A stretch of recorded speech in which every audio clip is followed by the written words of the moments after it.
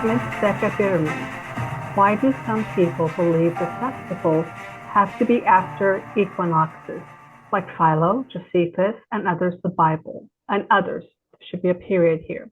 The Bible says winter and summer in original words. I see no spring. So many different calendars: lunar, solar, Zedekite, Enoch, and there is arguments with that the solar, lunar, new moon starting Sabbath each month, and so on. What is your thoughts on Tekufa? But by your reasoning, I want to keep the holy days at the right time. But all of this confusion, you showed the evidence in 2021, the Passover before equinoxes in February, but you had the proof. If you could tell me by your inspection of the barley this year, 2025, to keep the Passover, I would appreciate your help very much. The truth is there's probably very many reasons why there are so many calendars and people are so divided.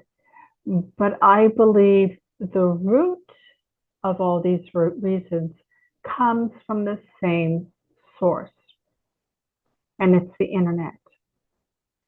I'm old enough to remember when you studied and you would pick up the Strong's Concordance and you would look up a word from a verse. Let's say the word is cherish. And you would look up cherish in the alphabet in this book. And under cherish, you would have to find the verse that you had read this word in. Let's say we found it in Corinthians. Then it would give you a reference number. And you would need to, in the same book, toward the back of the book, look up that reference number either in Greek or Hebrew. And this would take considerable amount of time when you were studying in a text. And as I did even back then, word for word, go through each word in the verse to find out what the meaning was apart from what we understood from the English. To understand the Hebrew or the Greek, you had to return to that original language that verse with that subject word had been written in.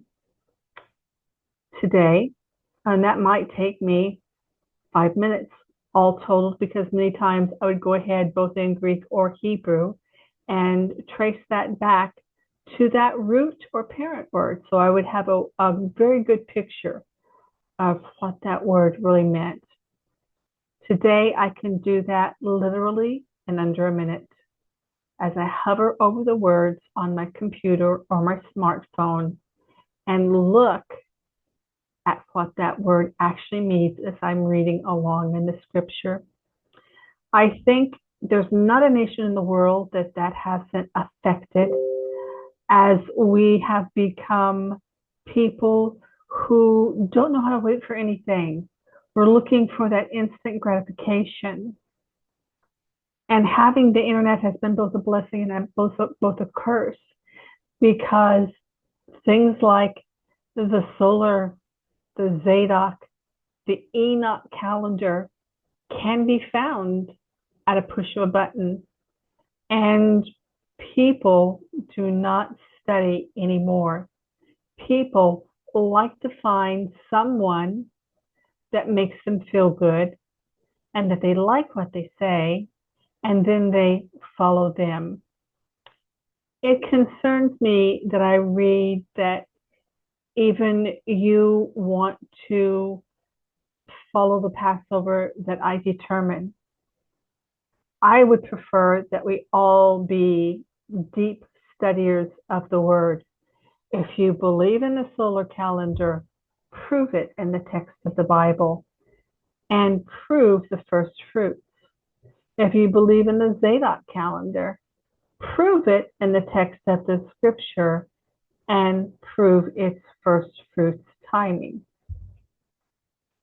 So I do believe that the internet is our new tree of life, that we can find life and we can find death. We can find spiritual life. We can find spiritual death. But what we lack is discernment, because what we lack is to be personally responsible, deep studiers of the Word. As to the differences in calendars, I think the best way to cut to the chase is the principal question I would ask them to prove to me in any situation is, show me how your calendar witnesses of Messiah. With the 7 first fruits offerings that are listed in Scripture, with the agricultural calendar, every aspect of what we're looking at represents Mashiach, represents something about him. Ask someone from the Zedeckite calendar to tell you the gospel story through their calendar.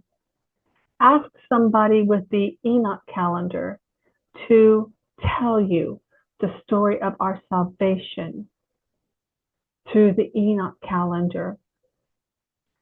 Many of them don't understand that even the calendar and the first fruits offerings themselves represent something of who Yeshua was.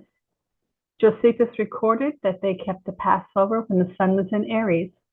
That is after the equinox. And then he tells you why they were doing this thing. Now, if he's telling you why, it's because it's something unusual to what had been before. He said the reason they were doing it because it was in the month that was in Aries, when the sun was in Aries, that the Israelites were originally delivered from bondage under the Egyptians.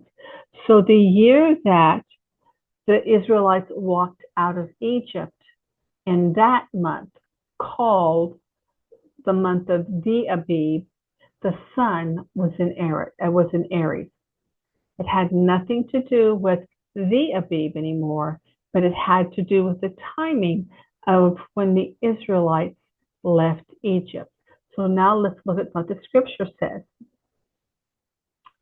1, 2, 3, 4 times it talks about the month, and in Hebrew it says the month of the Abib.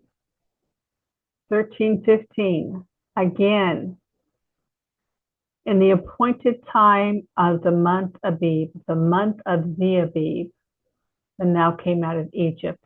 It's not even talking about the constellation Aries like Josephus talked about. It's talking about a month with the Abib. The next verse, it says, as I commanded thee in the time of the month of the Abib, for in the month of the Abib thou camest out of Egypt. Now, I'm not adding the Abib to the text.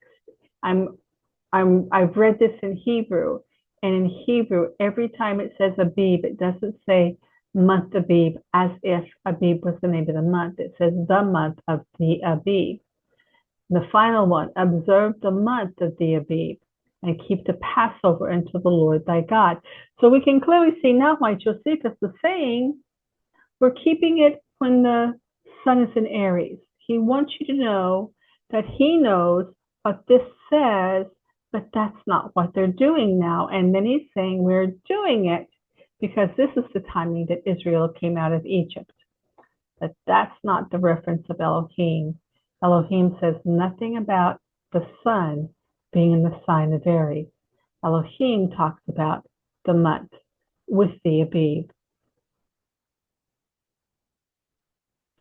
Summer and winter. There is no scripture that talks about springtime. Springtime does not exist in Israel. We have hot summer and cold winter. That would be the English word, but that's not the Hebrew word. The word for summer is kites, and it means harvesting. The word for winter is choreth, and it means stripped. So we have 2 times of year, harvesting and Horeth after the harvest, after the land has been stripped, that the scripture is mentioning.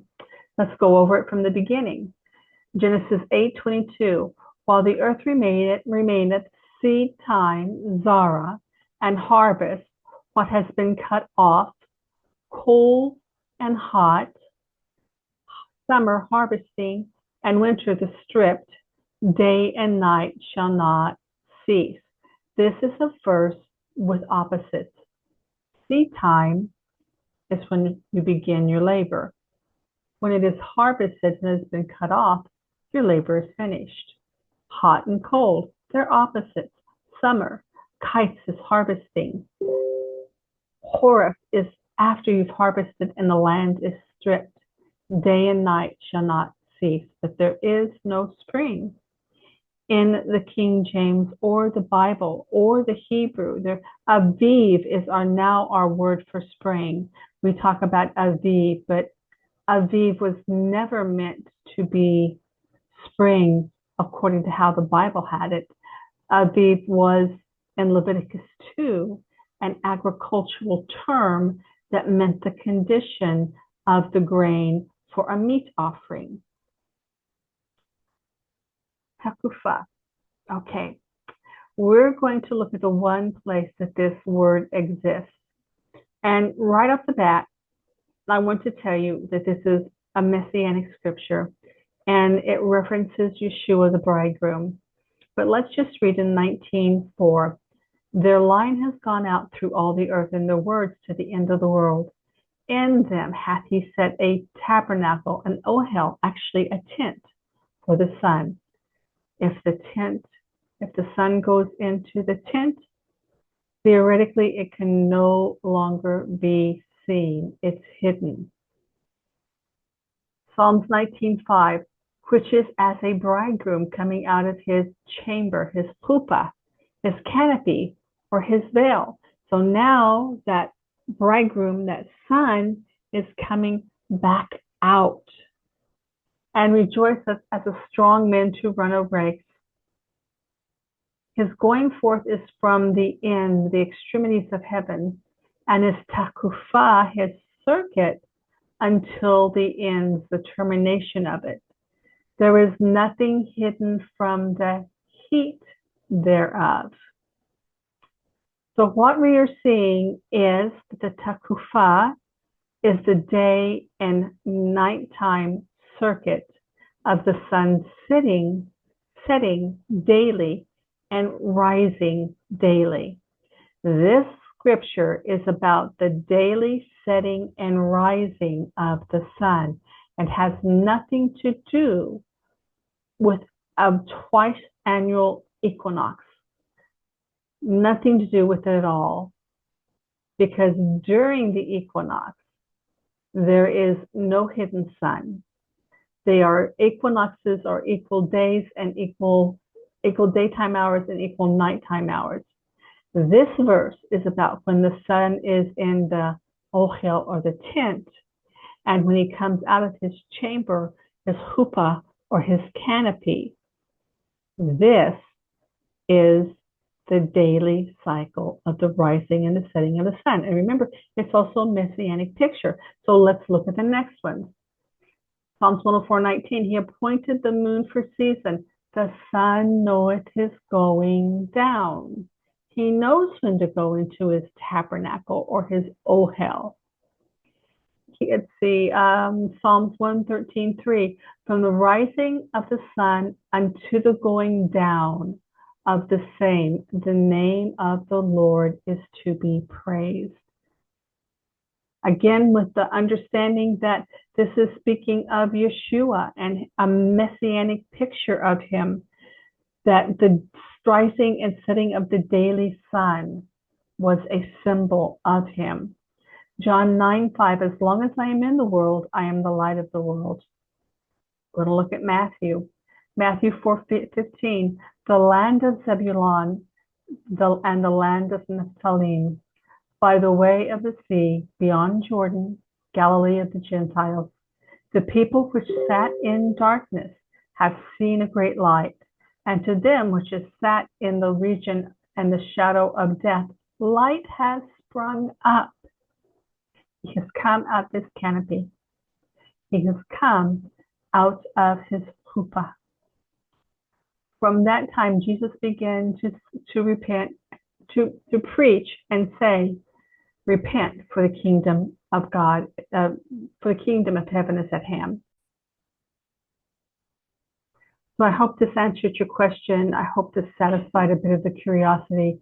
I honestly believe it's because people do not dig deeply into history, into the scripture. And you know, I really see it as quite a shame, because in the day that I started, it took a great amount of time to open books, to grab the World Book Encyclopedia, to go to the library and look for history books as resource, and study not only what is written about the Word of God in the original language to give understanding, but to also look at the time period and put everything together.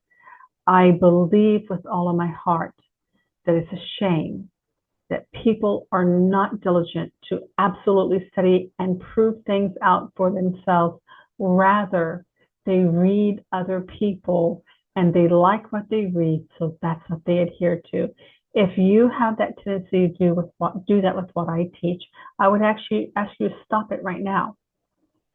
I try to give enough scripture and history on what I present that you have no doubt, but it's your responsibility to prove the calendar that you use to worship Elohim.